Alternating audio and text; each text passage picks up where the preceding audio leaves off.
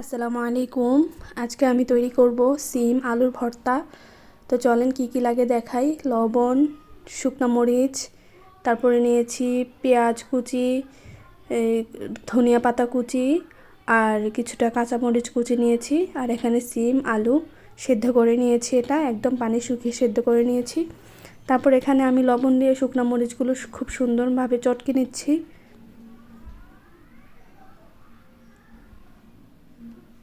সবগুলো একসাথে আমি মেখে নেব। পেঁয়াজ, ধনিয়া পাতা এগুলো সব একসাথে মেখে তারপর আমি এখানে আলু সিমগুলো দিয়ে দিব। এই ভর্তাটা আসলে খুবই ভালো লাগে। আলুর ভর্তা তো আমরা প্রায়ই খাই, এইভাবে খুব কমই খাওয়া হয়। তো মাঝে মাঝে ট্রাই করবেন, ভালোই লাগে এটা।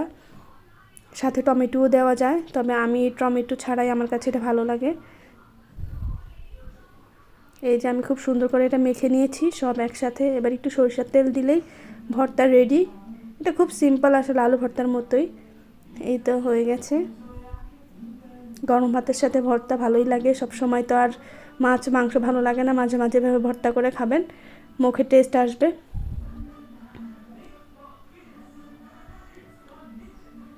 আসসালামু আলাইকুম।